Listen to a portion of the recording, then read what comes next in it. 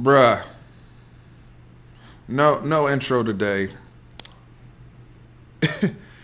People out here are talking about you guys shouldn't be surprised that Graham Harrell will not be coming to Texas and he was going to stay at USC. Doesn't mean that it doesn't suck for us as Texas fans. It doesn't mean that it hurts any less. Before I get into whatever this video is going to be and why I'm so upset, I want to give a shout out to our wonderful sponsors at Boss's Ranch. Guys, I'll have all the links below. Phenomenal product, great tailgate product, complements your pizza, complements any type of dipping experience you'd like to have, vegetables, pizza, whatever. This Red River Ranch flavor is one of my favorite, condiments I have in our fridge, and I'm proud to be partnered up with Boss's Ranch. You can find them at your local HEB cold produce section. Phenomenal product. Why am I upset about the Graham Harrell news that I just received? Reason number one, you see these notes here? I was getting ready to drop a full video, another video about, because this is what I'm posting like 3 days in a row now because so many things are spinning in our world and we're not even playing football, about Chris Ash. I was getting ready to go into this big historical, breakdown of where I think the Chris Ash era potentially is headed based upon some of the things I've seen since 2011. Scrap all that. So right when I'm getting ready to record this, get the news, the text, and all the alerts that Graham Harrell has decided to re-up at USC, or they've offered him an extension. He's accepted. Reported by Bruce Feldman, 3 years, $1.2 million to stay at USC, stay in LA. So first off, congratulations to him. Congratulations to USC. We go head to head again with them, and we lose again. Whether it's the Brew McCoy situation, now Graham Harrell, 10 years later, breaking Texas fans' hearts yet again. This time at the hands, no pun intended, of Tom Herman. So getting into just where I'm coming from and all that. The other reason why I'm upset is I really wanted this guy. I really wanted him to be our offensive coordinator. I thought he checked all the boxes for me. Somebody that Tom Herman wasn't necessarily super familiar with or even comfortable with, but somebody that could add healthy conflict to the room, healthy debate and discussion, and move us into a productive direction of an air raid. Whether you're a fan of air raid or not, it has worked in the Big 12. Somebody with Big 12 experience, somebody who has been productive calling plays, who has young energy, former quarterback, and a former successful member of our conference. And we seem to be moving in that direction. The conversations were had. And I know Tom Herman said that he didn't offer anybody, which is bullshit. But, hey, that's all out there.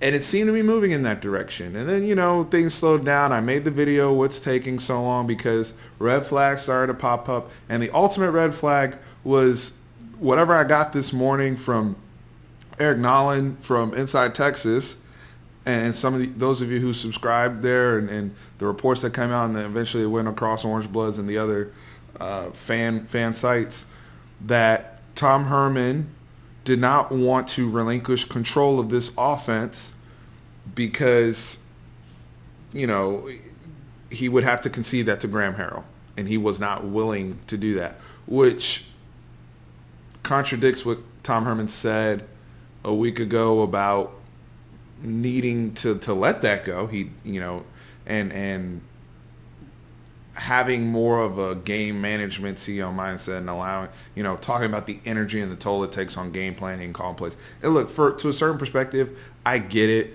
You're a play caller at heart, your ego and all that, and that's a joy of the game. We went through this as Cowboys fans with Jason Garrett. Like, I get it. But be self-aware, buddy. And I think I've been more than fair to Tom Herman on this channel because I want it to work, and I'm trying to be as optimistic as possible. And I feel like I'm not the, those of you who tune in on a regular basis, and you don't find me pessimistic, I hope. But this nonsense of not wanting to relinquish control, the report comes out, and not even 12 hours goes by, and now we're hearing that the man, Graham Harrell's re-upped at USC for $1.2 million a year. So we know it's not a matter of money. Texas could have easily, if it was a matter of money, especially cost of living, LA versus Austin, you factor those things in, it's just, geez, man. It's a blow. It's a blow, too, because that's a guy, the Chris Ash thing has been so polarizing across our fan base for the last, 48 hours since they announced it. And the Graham Harrell thing was more of, I felt like a lot of people were on board. Even the folks that may not have been their number one choice, or if you preferred, or Joe Brady or Graham Harrell, like those were kind of the two names we kind of heard back and forth after, especially after the Chad Morrises and some of the other folks are off the table now. So we've been getting hit as Texas fans for folks saying, Texas fans won't be pleased with any hire. I think collectively Texas fans would have been more than pleased with the hire of Graham Harrell, without a doubt, considering his background. That's now off the table. So I'm upset. I'm upset about it, and Tom Herman has to check himself and his ego, and he has to decide what he wants.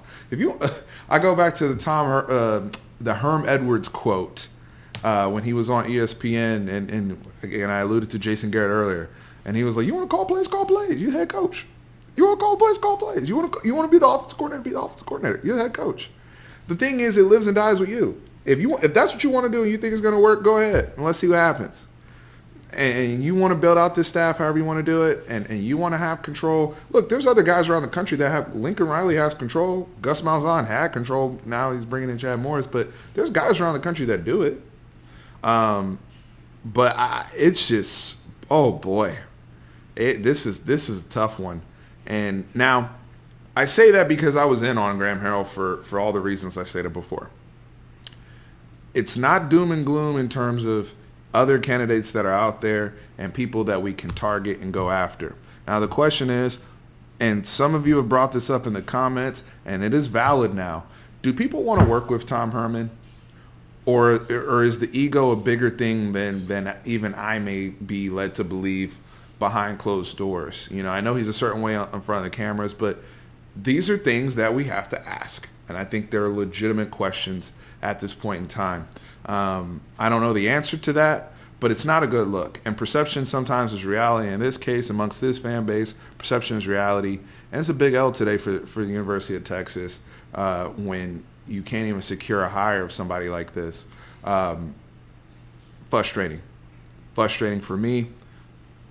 Like I said, I was so in on Graham Harrell. I wanted him to be our offensive coordinator. Now, I'm going to conclude this video with some other people we can target. I got 5 names. All right. Now, number 1, and the name that everybody's going to move to, you already know who number 1 is going to be Joe Brady from LSU, the passing game coordinator, formerly of the New Orleans Saints. Now, we've talked a lot about Joe Brady on this channel, going back to our LSU prep, and obviously the way he revitalized the LSU program, their offense, Joe Burrow winning the Heisman. What Joe Brady's done installing the New Orleans Saints offense there for Coach O has been nothing short of impressive. Now, he is not the offensive coordinator. He does not necessarily call the plays as Steve Ernsmiker's job, but he's done a brilliant job forming a mind meld between Steve and Joe Burrow. Is it something now where we could potentially pry him away from LSU, and is he ready for to deal with all the recruiting responsibilities, helping build a staff? Is it something where he works hand in hand with Tom Herman? I do know that offensively, he can definitely mesh with what Tom Herman wants to do in terms of, it sounds like Tom wants to stick with his pro-style spread in this conference. You guys can chime in whether you agree or disagree with that. I'm not going into the logistics there right now. I don't think we're getting Joe Brady, and I don't know why Joe Brady would want to come here. Let's be honest. LSU's a better job right now, and the gig he has with LSU, even with Joe Burrow leaving, he might win a national championship there this year. They're going to give him a fat-ass raise. They have all the resources. Everything we got, they got. We probably have a little bit more money and more sales and apparel and brand, but as a football operation, LSU's doing it better than we are right now. So From a recruiting perspective, they're popping. Myles Brennan's not going to be Joe Burrow, but, people are going to want to go and play there, and it's a quarterback-friendly system. I don't, other than just wanting a challenge and maybe adhering to Joe Brady's ego, I don't know him personally or anything much about him in terms of his personality. I don't know why he would leave LSU, and I don't think that's a good look for him to go from LSU to Texas. I think that's a lateral move and actually very risky, in my opinion. The next name, because I had a name to this list to make it 5, I had 4, but the next name is Rhett Lashley from SMU, who has done a great job with Shane Buechele up there. They've had a wonderful offense. Xavier Jones, all those guys, the brother at wide receiver whose name escapes me right now, who's been balling out. So they've had a fantastic offense this year under Sonny Dykes. My cousin was actually up there being recruited by them last year, so I have a little bit of familiarity with how they roll. He is actually former protege of Gus Malzahn, so kind of think of that type of, some similar concepts into what Auburn does that could be intriguing for how we utilize Sam Ehlinger and some of our other mobile quarterbacks. But I don't think Rhett Lashley would, again, him coming here and him being a former OC, it sounds like you're going to have to work hand in hand with Tom Herman. He's not willing to concede that. So until Tom Herman's, I hear that he's willing to concede control and allow somebody to fully run this offense, even Lashley, is obviously Texas would be an upgrade for him coming from SMU, but sometimes people are comfortable. I mean, look what happened, and this thing kind of mirrors what happened with Sonny Cumbie and TCU with Charlie Strong. Now, granted, it was more of a money issue from what I recall, but just the rejection, right? It sucks. So Rhett Lashley is another name you'll hear. The next name I'll bring up is Mark Helfrich, who is, I believe, with the Chicago Bears right now, former head coach of Oregon, who helped lead Marcus Mariota and them to the national championship before Oregon took a dip. The reason why I bring him up is we actually tried to bring him on, I remember, as an analyst before he went to Chicago. That's something that could still be in play. If I'm Tom Herman, that's another person I'd reach out to. I think just especially with their prior relationship, since he wants to work with people that he's clearly comfortable with, and we just want to make all comfort hires, let's get the most qualified, comfortable people. Mark Helfrich would be one of those, and I'd be excited to get him on board if we can do it and pluck him from the NFL. I'm always excited to bring NFL guys into the program, just like you saw with Joe Brady and LSU. How realistic that is, I don't know. I wasn't expecting to be here right now having this conversation with you guys, so I just threw out the Mark Helfrich name. If he's out of play, then somebody let me know in the comments. Next name I have, and these last two people are going to be wild cards. The first wild card is Brian Hartline, who was the wide receiver coach at Ohio State. He was actually a really good wide receiver back in the day. I remember using him in NCAA football, the video game, for those of you who remember playing that. I didn't use him. I used Texas, but my buddy was an Ohio State fan. He used him against me all the time, but that's neither here nor there.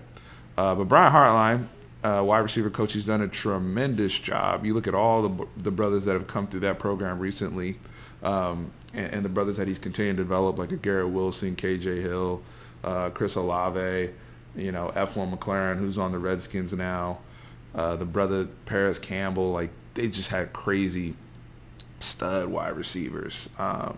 So, and they have another big guy, I forget his name too, but number 9 on Ohio State's tough as well. So he's developed a great core. I think that'd be great for our guys in terms of the passing game and some of what he teaches. He might be ready for that next step. Pairing him with the Tom Herman, maybe we get everything out of him that we never got out of Drew Maringer in terms of being that young protege and developing a coach. That's a possibility if he wants a raise and a challenge in his life. But again, he's an Ohio State guy, so I don't know. They may be grooming him, Ryan Day and those guys, to be the next prospect, because Ohio State seems to be the land of grooming coaches right now anyway. I hope you guys are hearing the level of frustration in my voice right now. I am trying to maintain some professionalism going through here because I was really excited to go through my Chris Ash stuff today. I've been really deep diving into this, and then Tom and them threw a wrench. The last guy is a super wild card, and I just thought of this person. Mike LaFleur, who is the passing game coordinator currently for the San Francisco 49ers. He is his brother is Matt LaFleur, who is the head coach of the Green Bay Packers. Mike LaFleur is very young. He's actually been with the 49ers, I believe, for 2 or 3 years now. He has some collegiate experience. I believe at the FCS level calling plays. He, obviously the success that his brother has had moving from Tennessee to Green Bay. Mike LaFleur, the success with San Francisco, being under former Texas grad Kyle Shanahan, who I would love if we ever were to move on from Tom Herman. That's somebody I would actually contact to be my head coach is a Kyle Shanahan. But that's for another conversation for another day. But Mike LaFleur, those are the type of moves that you kind of go out and look at what LSU did. Again, alluding back to a Joe Brady, because I don't think Joe Brady, like I said, it's a lateral move. I don't think he wants to come here. But looking at what they did, maybe that's a move we do out of left field and go and try to give that guy a raise and, again, secure the challenges. Now, is it a thing where anytime you talk about these NFL guys, do you want to come and deal with the recruiting? That's the biggest, that's going to be the biggest shift in terms of the challenges of the coaching position, especially as a coordinator. But those are my 5 names in terms of people we could potentially go after. Joe Brady, Mark Helfrich, Rhett Lashley, Brian Hartline, and Mike LaFleur. So, guys, please let me know in the comments how you feel about this. I'm bummed out. Y'all know how much I wanted Graham Harrell. I'm a big fan of his. Sucks, but we have to move forward quickly. Signing day is on Wednesday, and we have a class that we still need to get signed here and get together. But Tom Herman's got to decide if he's going to allow his ego to sink this ship or if he's going to finally humble himself. Is this? I don't know what rock bottom is for him, but at some point he's going to have to check himself as a coach and as somebody who wants to have long-term success here at Texas. I'm going to try to get back with you guys tomorrow. I want to get it with Tran and do a live and just have a full conversation. I want to get into some of this Chris Ash stuff. I got some really good stuff here on Chris Ash for you guys.